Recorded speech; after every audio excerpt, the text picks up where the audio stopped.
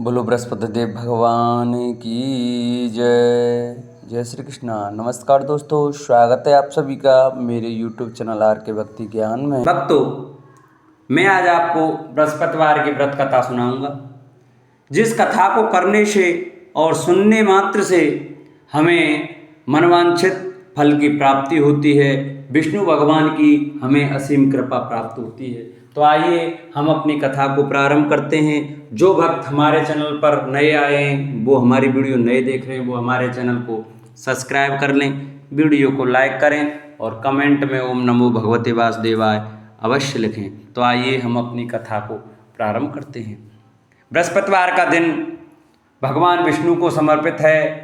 इस दिन विष्णु जी की पूजा करने से हमारी सभी मनोकामनाएं पूरी होती हैं। भारतवर्ष में एक प्रतापी और दानी राजा राज्य करता था। वह नित्य गरीबों और ब्राह्मणों की सहायता करता था। यह बात उसकी रानी को अच्छी नहीं लगती। वह ना ही गरीबों को दान देती, ना ही भगवान की पूजा करती, और राजा को भी दान देने से मना किया करती। एक दिन राजा शिकार खेलने वन को गए हुए थे, तो रानी महल में अकेली थी। उसी समय बृहस्पति देव साधु वेश में राजा के महल में भिक्षा के लिए गए और भिक्षा मांगी। रानी ने भिक्षा देने से इनकार किया और कहा, हे साधु महाराज, मैं तो दान पुण्य से तंग आ गई हूँ। मेरा पति सारा धन लुटाते रहते हैं। मेरी इच्छा है कि हमारा धन नष्ट हो जाए, फिर न रहेगा बांस, न बजेगी बांसुरी। साधु ने कहा, देवी तुम तो बड़ी विचित्र हो। धन संतान तो सभी चाहते हैं, पुत्र और लक्ष्मी तो पापी के घर भी होने चाहिए। यदि तुम्हारे पास अधिक धन है तो भूखों को भोजन दो, प्यासों के लिए प्याऊल बनवाओ, मुसाफिरों के लिए धर्मशाला खुलवाओ। जो निर्धन अपनी कुंवारी कन्याओं का विवाह नहीं कर सकते, उनका विवाह करा दो। ऐसे और कई काम हैं जिनके करने से तुम्हारा यश लोक परलोक में फैलेगा। परंतु रानी पर उपदेश का कोई प्रभाव न पड़ा। वह बोली, महाराज आप मुझे कुछ न समझाएं। मैं ऐसा धन नहीं चाहती जो हर जगह बांटती फिरूं। साधु ने उत्तर दिया, यदि तुम्हारी ऐसी इच्छा है तो तथास्तु। तुम ऐसा करना कि बृहस्पतिवार को घर लीपकर पीली मिट्टी से अपना सिर धोकर स्नान करना, भट्टी चढ़ाकर कपड़े धोना। ऐसा करने से आपका सारा धन नष्ट हो जाएगा। इतना कहकर वह साधु महाराज वहां से अलोप हो गए। साधु के अनुसार कई बातों को पूरा करते हुए रानी को केवल 3 बृहस्पतिवार ही बीते थे कि उसकी समस्त धन संपत्ति नष्ट हो गई। भोजन के लिए राजा का परिवार तरसने लगा। तब एक दिन राजा ने रानी से बोला कि रानी तुम यहीं रहो, मैं दूसरे देश को जाता हूँ, क्योंकि यहाँ पर सभी लोग मुझे जानते हैं, इसलिए मैं कोई छोटा कार्य नहीं कर सकता। ऐसा कहकर राजा प्रदेश चला गया। वहाँ वह जंगल से लकड़ी काट कर लाता और शहर में बेचता। इस तरह वह अपना जीवन व्यतीत करने लगा। इधर राजा के प्रदेश जाते ही रानी और दासी दुखी रहने लगी। एक बार जब रानी और दासी को 7 दिन तक बिना भोजन के रहना पड़ा, तो रानी ने अपनी दासी से कहा, हे दासी, पास ही के नगर में मेरी बहन रहती है, वह बड़ी धनवान है, तू उसके पास जा और कुछ ले आ, ताकि थोड़ी बहुत गुजर बसर हो जाए। दासी रानी की बहन के पास गई। उस दिन गुरुवार था और रानी की बहन उस समय बृहस्पतिवार की व्रत कथा सुन रही थी। दासी ने रानी की बहन को अपनी रानी का संदेश दिया, लेकिन रानी की बड़ी बहन ने कोई उत्तर नहीं दिया। जब दासी को रानी की बहन से कोई उत्तर नहीं मिला तो वह बहुत दुखी हुई और उसे क्रोध भी आया। दासी ने वापस आकर रानी को सारी बात बता दी। सुनकर रानी ने अपने भाग्य को कोसा। उधर रानी की बहन ने सोचा कि मेरी बहन की दासी आई थी, परंतु उससे मैं नहीं बोली, इससे वह बहुत दुखी हुई होगी। कथा सुनकर और पूजन समाप्त करके वह अपनी बहन के घर आई और कहने लगी, हे बहन, मैं बृहस्पतिवार का व्रत कर रही थी, तुम्हारी दासी मेरे घर आई थी, परंतु जब तक कथा होती है तब तक ना तो उठते हैं और ना ही बोलते हैं, इसलिए मैं नहीं बोली। कहो दासी क्यों गई थी? रानी बोली, बहन तुमसे क्या छिपाऊं, हमारे घर में खाने तक को अनाज नहीं था। ऐसा कहते कहते रानी की आंखें भर आईं। उसने दासी समेत पिछले 7 दिनों से भूखे रहने तक की बात अपनी बहन को विस्तार पूर्वक सुना दी। रानी की बहन बोली, देखो बहन, भगवान बृहस्पति देव सबकी मनोकामना को पूर्ण करते हैं। देखो शायद तुम्हारे घर में अनाज रखा हो। पहले तो रानी को विश्वास नहीं हुआ। वह बहन के आग्रह पर उसने अपनी दासी को अंदर भेजा तो उसे सचमुच अनाज से भरा एक घड़ा मिला। यह देखकर दासी की हैरानी हुई। दासी रानी से कहने लगी, हे रानी, जब हमको भोजन नहीं मिलता तो हम व्रत ही तो करते हैं, इसलिए क्यों ना इनसे व्रत और कथा की विधि पूछ ली जाए ताकि हम भी व्रत कर सकें। तब रानी ने अपनी बहन से बृहस्पतिवार व्रत के बारे में पूछा। उसकी बहन ने बताया, बृहस्पतिवार के व्रत में चने की दाल और मुनक्का से विष्णु भगवान का केले की जड़ में पूजन करें तथा दीपक जलाएं, व्रत कथा सुने और पीला भोजन ही करें। इससे बृहस्पति देव प्रसन्न होते हैं। व्रत और पूजन विधि बताकर रानी की बहन अपने घर को लौट गई। 7 दिन के बाद जब गुरुवार आया तो रानी और दासी ने व्रत रखा। गुड़साल में जाकर चना और गुड़ ले आई, फिर उससे केले की जड़ तथा विष्णु भगवान का पूजन किया। अब पीला भोजन कहाँ से आए, इस बात को लेकर दोनों बहुत दुखी थी। चूंकि उन्होंने व्रत रखा था इसलिए बृहस्पति देव उनसे प्रसन्न थे। इसलिए वे एक साधारण व्यक्ति का रूप धारण कर 2 थालों में सुंदर पीला भोजन दासी को दे गए। भोजन पाकर दासी बहुत प्रसन्न हुई। फिर रानी के साथ मिलकर भोजन ग्रहण किया। उसके बाद वे सभी गुरुवार को व्रत और पूजन करने लगी।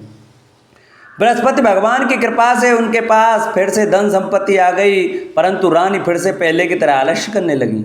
तब दासी बोली, देखो रानी, तुम पहले इस प्रकार आलस्य करती थी, तुम्हें धन रखने में कष्ट होता था, इस प्रकार सभी धन नष्ट हो गया और जब भगवान बृहस्पति की कृपा से धन मिला है तो तुम्हें फिर से आलस्य होता है। रानी को समझाते हुए दासी कहती है कि बड़ी मुसीबतों के बाद हमने यह धन पाया है, इसलिए हमें दान पुण्य करना चाहिए, भूखे मनुष्यों को भोजन कराना चाहिए और धन को शुभ कार्यों में खर्च करना चाहिए, जिससे तुम्हारे कुल का यश बढ़ेगा, स्वर्ग की प्राप्ति होगी और पितृ प्रसन्न होंगे। दासी की बात मानकर रानी अपना धन शुभ कार्यों में खर्च करने लगी, जिससे पूरे नगर में उसका यश फैलने लगा। बृहस्पतिवार व्रत कथा के बाद श्रद्धा के साथ आरती की जानी चाहिए। इसके बाद प्रसाद बांटकर उसे ग्रहण करना चाहिए। एक दिन राजा दुखी होकर जंगल में एक पेड़ के नीचे आसन जमा कर बैठ गया। वह अपनी दशा को याद करके व्याकुल होने लगा। बृहस्पतिवार का दिन था। एकाएक उसने देखा कि निर्जन वन में एक साधु प्रकट हुए। वह साधु वेश में स्वयं बृहस्पति देवता थे। लकड़हारे के सामने आकर बोले, हे लकड़हारे, इस सुनसान जंगल में तू चिंता मग्न क्यों बैठा है? लकड़हारे ने दोनों हाथ जोड़कर प्रणाम किया और उत्तर दिया, महात्मा जी, आप सब कुछ जानते हैं, मैं क्या कहूँ? यह कहकर रोने लगा और साधु को अपनी आत्मकथा सुनाई। महात्मा जी ने कहा, तुम्हारी स्त्री ने बृहस्पति के दिन बृहस्पति भगवान का निरादर किया है, जिसके कारण रुष्ट होकर उन्होंने तुम्हारी यह दशा कर दी। अब तुम चिंता को दूर करके मेरे कहने पर चलो तो तुम्हारे सब कष्ट दूर हो जाएंगे और भगवान पहले से भी अधिक संपत्ति देंगे। तुम बृहस्पति के दिन कथा किया करो। 2 पैसे के चने मुनक्का लाकर उसका प्रसाद बनाओ और शुद्ध जल से लोटे में शक्कर मिलाकर अमृत तैयार करो। कथा के पश्चात अपने सारे परिवार और सुनने वाले प्रेमियों में अमृत व प्रसाद बांटकर आप भी ग्रहण करो। ऐसा करने से भगवान तुम्हारी सब मनोकामनाएं पूरी करेंगे। साधु के ऐसे वचन सुनकर लकड़हारा बोला, हे प्रभु, मुझे लकड़ी बेचकर इतना पैसा नहीं मिलता जिससे भोजन के उपरांत कुछ बचा सकूं। मैंने रात्रि में अपनी स्त्री को व्याकुल देखा है। मेरे पास कुछ भी नहीं है जिससे मैं उसकी खबर मंगा सकूं। साधु ने कहा, हे लकड़हारे, तुम किसी बात की चिंता मत करो। बृहस्पति के दिन तुम रोजाना की तरह लकड़ियां लेकर शहर को जाओ। तुम्हारा रोज से दुगना धन प्राप्त होगा, जिससे तुम भली भांति भोजन कर लोगे तथा बृहस्पति देव की पूजा का सामान भी आ जाएगा। इतना कहकर साधु अंतर्ध्यान हो गए। धीरे धीरे समय व्यतीत होने पर फिर वही बृहस्पतिवार का दिन आया। लकड़हारा जंगल से लकड़ी काटकर किसी शहर में बेचने गया। उसे उस दिन और दिन से अधिक पैसा मिला। राजा ने चना गुड़ आदि लाकर गुरुवार का व्रत किया। उस दिन से उसके सभी कलेश दूर हुए, परंतु जब दोबारा गुरुवार का दिन आया तो बृहस्पतिवार का व्रत करना भूल गया। इस कारण बृहस्पति भगवान नाराज हो गए। उस दिन उस नगर के राजा ने विशाल यज्ञ का आयोजन किया था तथा शहर में यह घोषणा करा दी कि कोई भी मनुष्य अपने घर में भोजन न बनावे, न आग जलावे, समस्त जनता मेरे यहाँ भोजन करने आवे। इस आज्ञा को जो न मानेगा उसे फांसी की सजा दी जाएगी। इसी तरह की घोषणा संपूर्ण नगर में करवा दी गई। राजा की आज्ञा अनुसार शहर के सभी लोग भोजन करने आए, लेकिन लकड़हारा कुछ देर से पहुंचा, इसलिए राजा उसको अपने साथ घर ले गए और ले जाकर भोजन करा ही रहे थे तो रानी की दृष्टि उस खूंटी पर पड़ी जिस पर उसका हार लटका हुआ था। वह वहां पर दिखाई नहीं दिया। रानी ने निश्चय किया कि मेरा हार इस मनुष्य ने चुरा लिया है। उसी समय सिपाहियों को बुलाकर उसको कारागार में डलवा दिया। जब लकड़हारा कारागार में पड़ गया और बहुत दुखी होकर विचार करने लगा कि न जाने कौन से पूर्व जन्म के कर्म से मुझे यह दुख प्राप्त हुआ है, और उसी साधु को याद करने लगा जो कि जंगल में मिला था। उसी समय तत्काल बृहस्पति देव साधु के रूप में प्रकट हुए और उसकी दशा को देखकर कहने लगे, अरे मूर्ख, तूने बृहस्पति देव की कथा नहीं सुनी करी, इस कारण तुझे दुख प्राप्त हुआ है। अब चिंता मत कर, बृहस्पतिवार के दिन कारागार के दरवाजे पर 4 पैसे पड़े मिलेंगे, उनसे तू बृहस्पति देव की पूजा करना, तेरे सभी कष्ट दूर हो जाएंगे। बृहस्पति के दिन उसे 4 पैसे मिले। लकड़हारे ने कहा, कहीं उसी रात्रि को बृहस्पति देव ने उस नगर के राजा को स्वप्न में कहा, हे राजा, तुमने जिस आदमी को कारागार में बंद कर दिया है वह निर्दोष है, वह राजा है, उसे छोड़ देना। रानी का हार उसी कुंटी पर लटका है, अगर तू ऐसा नहीं करेगा तो मैं तेरे राज्य को नष्ट कर दूंगा। इस तरह रात्रि के स्वप्न को देखकर राजा प्रातःकाल उठा और खूंटी पर हार देकर लकड़हारे को बुलाकर क्षमा मांगी तथा लकड़हारे को योग्य सुंदर वस्त्र आभूषण देकर विदा कर दिया। बृहस्पति देव की आज्ञा अनुसार लकड़हारा अपने नगर को चल दिया। राजा जब अपने नगर के निकट पहुंचा तो उसे बड़ा आश्चर्य हुआ। नगर में पहले से अधिक बाग, तालाब, कुएं तथा धर्मशाला, मंदिर आदि बन गए हैं। राजा ने पूछा, यह किसका बाग और धर्मशाला है? तब नगर के सब लोग कहने लगे, ये सब रानी और बांदी के हैं।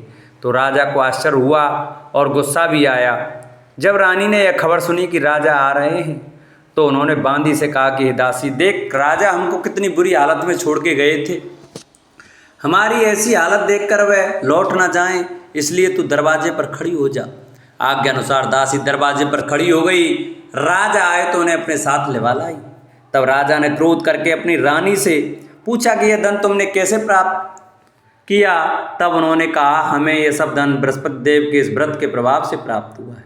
राजा ने निश्चय किया कि 7 रोज बाद तो सभी बृहस्पति देव का पूजन करते हैं, परंतु मैं प्रतिदिन दिन में 3 बार कहानी तथा रोज व्रत किया करूँगा।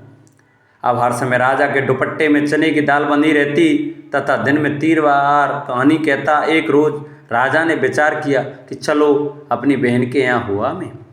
इस तरह निश्चय कर राजा घोड़े पर सवार हो अपनी बहन के यहाँ चलने लगा। मार्ग में उसने देखा कि कुछ आदमी एक मुर्दे को लिए जा रहे हैं। उन्हें रोककर राजा ने कहा, अरे भाइयों, मेरी बृहस्पति देव की कथा सुन लो। वे बोले, लो, हमारा तो आदमी मर गया है, इसको अपनी कथा की पड़ी है। परंतु कुछ आदमी बोले, अच्छा कहो, हम तुम्हारी कथा भी सुनेंगे। राजा ने दाल निकाली और जब कथा आदि हुई कि मुर्दा हिलने लग गया, और जब कथा समाप्त हो गई तो राम राम कह के मनुष्य उठकर खड़ा हो गया। आगे मार्ग में उसे एक किसान खेत में हल चलाता मिला। राजा ने उसे देख और उससे बोला, अरे भैया, तुम मेरी बृहस्पतिवार की कथा सुन लो। किसान बोला, जब तक मैं तेरी कथा सुनूंगा तब तक 4 हरैया जोत लूँगा, जा अपनी कथा किसी और को सुनाना। इस तरह राजा आगे चलने लगा। राजा के हटते ही बैल पछाड़ खाकर गिर गए तथा किसान के पेट में बड़ी जोर का दर्द होने लगा। उस समय उसकी माँ रोटी लेकर आई। उसने जब यह देखा तो अपने पुत्र से सब हाल पूछा और बेटे ने सभी हाल कह दिया। तो बुढ़िया दौड़ी दौड़ी उस घुड़सवार के पास गई और उससे बोली कि मैं तेरी कथा सुनूंगी, तू अपनी कथा मेरे खेत पर चलकर ही कहना। राजा ने बुढ़िया के खेत पर जाकर कथा कही, जिसके सुनते ही वे बैल उठ खड़े हुए तथा किसान के पेट का दर्द भी बंद हो गया। राजा अपनी बहन के घर पहुंचा। बहन ने भाई की खूब मेहमानी की। दूसरे रोज प्रातःकाल राजा जागा तो वह देखने लगा कि सब लोग भोजन कर रहे हैं। राजा ने अपनी बहन से कहा, ऐसा कोई मनुष्य है जिसने भोजन नहीं किया हो? मेरी बृहस्पतिवार की कथा सुन ले। बहन बोली, हे भैया, यह देश ऐसा ही है कि पहले यहाँ लोग भोजन करते हैं, बाद में अन्य काम करते हैं। अगर कोई पड़ोस में हो तो देखाऊं। वह ऐसा कहकर देखने चली गई, परंतु उसे कोई व्यक्ति नहीं मिला जिसने भोजन ना किया हो। अतः वह एक कुम्हार के घर गई जिसका लड़का बीमार था। उसे मालूम हुआ कि उसके यहाँ 3 रोज से किसी ने भोजन नहीं किया है। रानी ने अपने भाई की कथा सुनने के लिए कुम्हार से कहा। वह तैयार हो गया। राजा ने जाकर बृहस्पतिवार की कथा कही, जिसको सुनकर उसका लड़का ठीक हो गया। अब तो राजा की प्रशंसा होने लगी। एक रोज राजा ने अपनी बहन से कहा कि हे बहन, हम अपने घर को जाएंगे, तुम भी तैयार हो जाओ। राजा की बहन ने अपनी सास से कहा। सास ने कहा, चली जा, परंतु अपने लड़के को मत ले जाना, क्योंकि तेरे भाई के कोई औलाद नहीं है। बहन ने अपने भैया से कहा, हे भैया, मैं तो चलूंगी, पर कोई बालक नहीं जाएगा। राजा बोला, जब कोई बालक नहीं चलेगा तब तुम भी क्या करोगी। बड़े दुखी मन से राजा अपने नगर को लौट आया। राजा ने अपनी रानी से कहा, वह निर्वंशी है, हमारा मुख देखने का धर्म नहीं है और कुछ भोजन आदि नहीं किया। रानी बोली, हे प्रभु, बृहस्पति देव ने हमें सब कुछ दिया है, वह हमें औलाद अवश्य देंगे। उसी रात को बृहस्पति देव ने राजा से स्वप्न में कहा, हे राजा, उठ, सभी सोच त्याग दे, तेरी रानी गर्भ से है। राजा की यह बात सुनकर बड़ी खुशी हुई। 9वें महीने में उसके गर्भ से एक सुंदर पुत्र पैदा हुआ। तब राजा बोला, हे रानी, स्त्री बिना भोजन के रह सकती है, पर बिना कहे नहीं रह सकती। जब मेरी बहन आवे तुम उनसे कुछ कहना मत। रानी ने सुनकर हाँ कर दिया। जब राजा की बहन ने यह शुभ समाचार सुना तो वह बहुत खुश हुई तथा बधाई लेकर अपने भाई के यहाँ आई। तभी रानी ने कहा, घोड़ा चढ़कर तो नहीं आई, गधा चढ़ी आई। राजा की बहन बोली, भाभी, मैं इस प्रकार न कहती तो तुम्हें औलाद कैसे मिलती। बृहस्पति देव ऐसे ही हैं, जैसी जिनकी मन में कामना है सभी को पूर्ण करते हैं। जो सद्भावना पूर्वक बृहस्पतिवार का व्रत करते हैं एवं कथा पढ़ता अथवा सुनता है, दूसरों को सुनाता है, बृहस्पति भगवान उनकी सभी मनोकामना पूरी करते हैं। भगवान बृहस्पति सदैव रक्षा करते हैं। संसार में जो मनुष्य सद्भावना से भगवान जी का पूजन व्रत सच्चे हृदय से करते हैं तो उनकी सभी मनोकामना पूर्ण करते हैं। जैसी सच्ची भावना से रानी और राजा ने उनकी कथा का गुणगान किया तो उनकी सभी इच्छाएं बृहस्पति देव जी ने पूरी की थीं। इसलिए पूर्ण कथा सुनने के बाद प्रसाद लेकर जाना चाहिए। हृदय से उसका मनन करते हुए जयकारा बोलना चाहिए। बोलो बृहस्पति देव भगवान की जय।